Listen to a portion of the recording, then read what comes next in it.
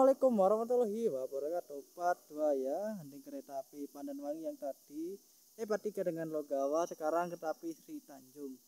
Mari kita simak saja di spot sawah, di spot lurus nih, dekat Jumpitan.